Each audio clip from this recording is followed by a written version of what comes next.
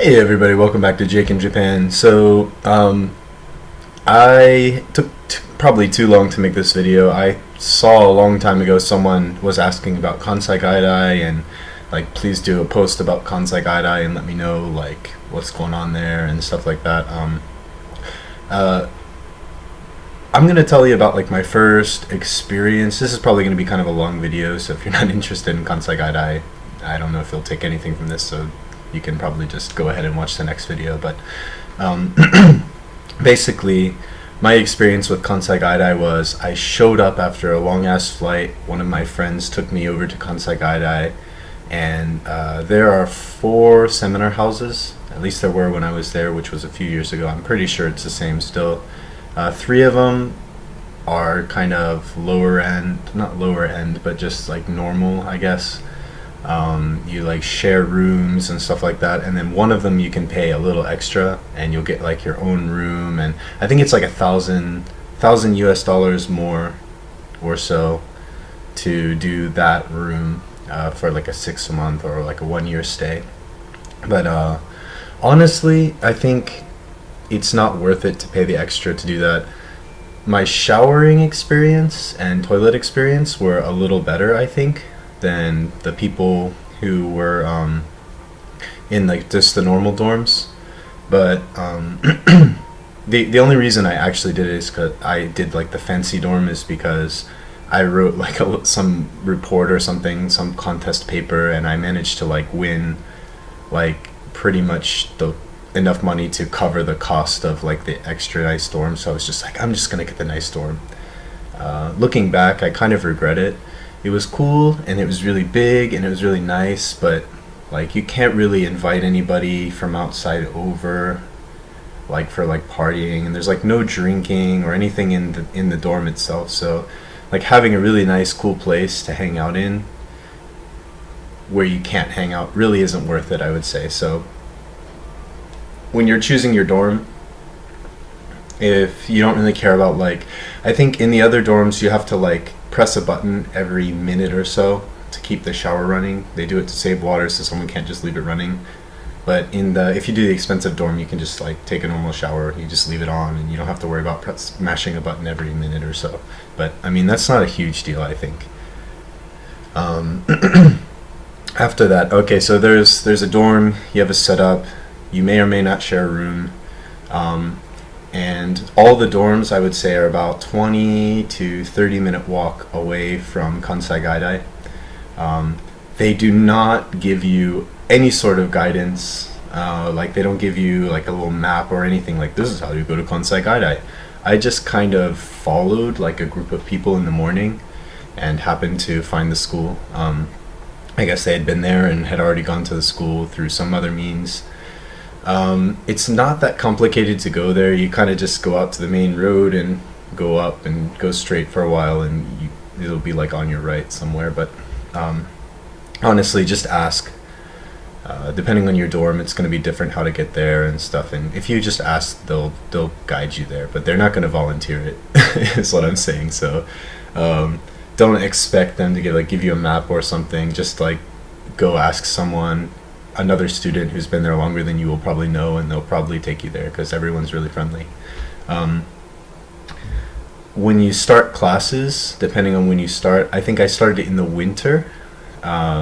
So all the Japanese students who are going to study abroad, there is like an exchange program. So the Japanese students at the school who can speak English and who are doing an English program in order to study abroad in America or other countries, English-speaking countries, they will join you in your classes. So you're going to be taking classes in English about Japan, but they're taking those same classes in English to practice their English and get experience before they go abroad and do the same thing. So if you start your semester in the winter time, I think I started, it was like January or something? I can't remember super hard, but maybe February. If you start in the winter, like when it's all cold and shit outside, it's going to be just you, the foreign exchange students, and then like the Japanese students who can speak English who are joining you in your classes. They'll be pretty much the only ones on campus. for several months. And I think the main students will join you in like April or so. Um, like all the non-English speaking, just normal Kansai Gaidai students who are just studying all the things. So a few months, if you come in the winter, a few months after you arrive, the population of the school will like double or triple like the amount of people you see on campus. So it's kind of cool. You get a chance to like practice your Japanese or whatever, and then suddenly you have all these people who can't speak English who come to campus, and it's really nice. If you go in when it's not winter, I mean, you can only go one semester or the other. I'm not really sure what your experience will be like, because I only stayed at Kansai Gaidai for 6 months. So I went from like I think January or February. I think it was the end of January till like June. But my suggestion to you is, when you go to Kansai Gaidai, when you do the whole study abroad thing, and if you study abroad anywhere, this would be my suggestion. Stay out of your dorm. Go out with people, meet people. There's going to be a place, I think it's called CIE, and it's this building where most of your classes will be, probably all of your classes will be, but there's like kind of a lobby area where there's just like a bunch of chairs and everyone just goes and hangs out there. It'll be really easy to meet Japanese friends because they want to speak English. The people who come to that CIE building, they come to like talk to foreigners so they can practice their English and so they can meet new people. And I mean, if you just go in there and sit down, especially if you're just by yourself or something, I guarantee within 10 to 15 minutes someone will come to you and be like, hey, where are you from? And like try and speak to you, and they'll help you with your Japanese, you help them with their English, and it'll be really great. Something that you might not be used to, depending on your country. In the USA it was a little strange for me, but Japanese people are very busy, and their schedules are very sacred. You're not going to be able to just impromptu do something. For most people, you're not going to be like, hey, let's go do this thing tonight. Most people are not going to be down for that. You need at least 2 or 3 days, maybe more, in advance. You will have much more success if you invite with time ahead, like a lot of time. If you give them a lot of time to think about it and make their schedule or whatever, you're going to do it. Usually I would invite people to like, hey, let's go drinking like this Friday, and start on Monday or Tuesday. Invite everyone, get the plan down, and then, on the weekend go. The odds of you inviting a bunch of people on a Friday, like after classes are over and everyone's getting ready to go home, and just be like, hey, let's go drink or whatever. Like in the USA, yeah, you can do that kind of thing. In Japan, you might be able to get a few people, but largely I think you're going to be kind of unsuccessful. So my suggestion would be to do that kind of thing if you're trying to get something going for the weekend, or just do something. Just plan a few days in advance, invite people, and you'll have an easier time. Another thing is, I actually did have several impromptu invites, but they were to me. I didn't invite people, but people were just like, hey, we're going to go eat something. Do you want to come along? And I would say, yeah, sure. And I got really excited. I'm making new friends, and we'd go out and we'd go eat somewhere, or go drinking, or go see a movie, or go do something together, after class. And the next day, or like several days later, I would send them a message to be like, hey, let's hang out. And they'd be like, I can't, I'm busy. And I took it as like, oh man, they didn't like have fun with me, and they don't want to hang out again. This kind of sucks. And like I was really discouraged by that. I guess my camera's being all crazy.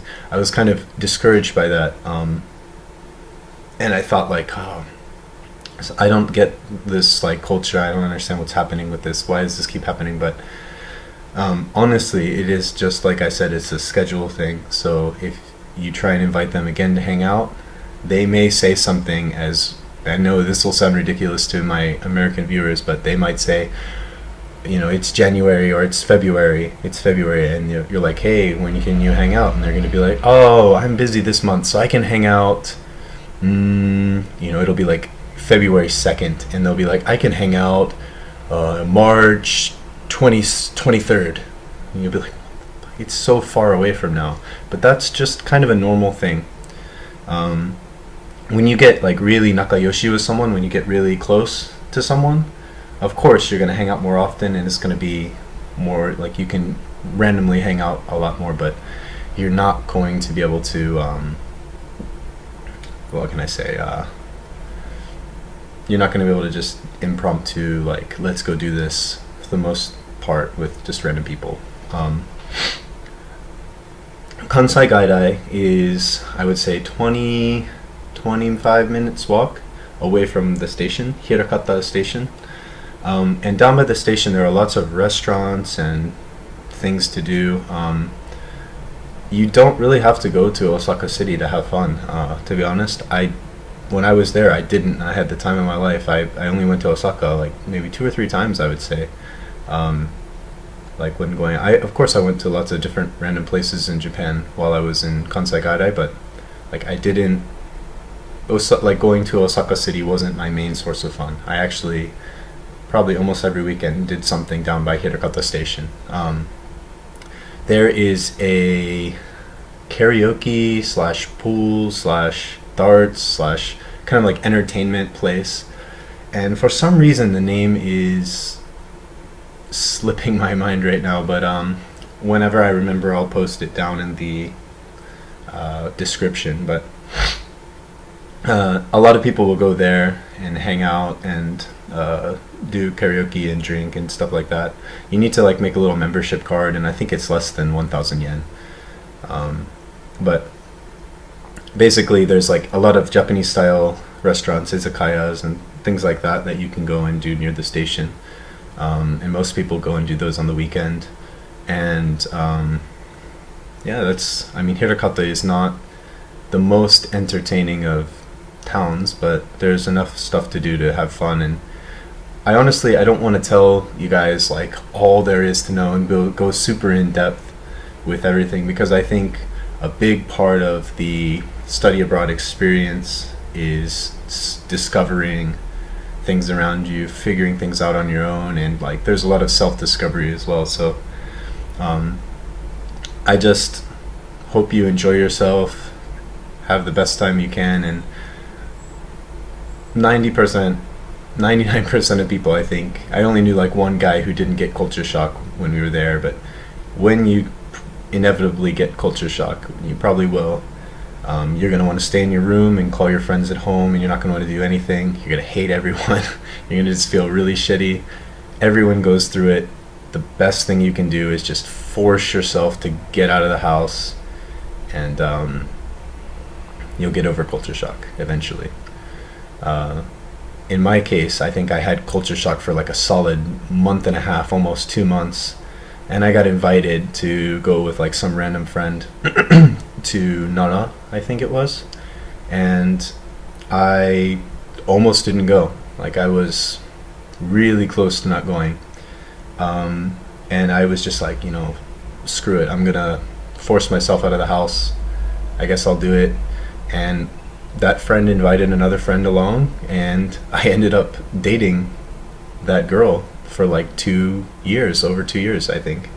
And she helped me get over my culture shock and a lot of stuff. So I mean, you may think like, it's just some random trip or it's just something, but you might meet like a really long-term friend, or it might be that little thing, that one event that gets you over your culture shock. So you should treat every outing during culture shock as a important thing. Treat it like work. Like you don't want to go, but just force yourself out. You're gonna feel like, no, I need to stay in, this is what I need right now, but honestly you just need to get out and get over it by like having fun experiences and associating Japan with like fun and friends and support and stuff like that. Anyways, I'm really sorry this is like almost 15 minutes long, maybe more, I don't know. This is a long ass video, but I hope you take something away from it. Enjoy your time at Kansai Gaidai. If you're studying abroad in some other place and you just happen to be watching this, enjoy your time there, and keep an open mind. I'll see you guys later.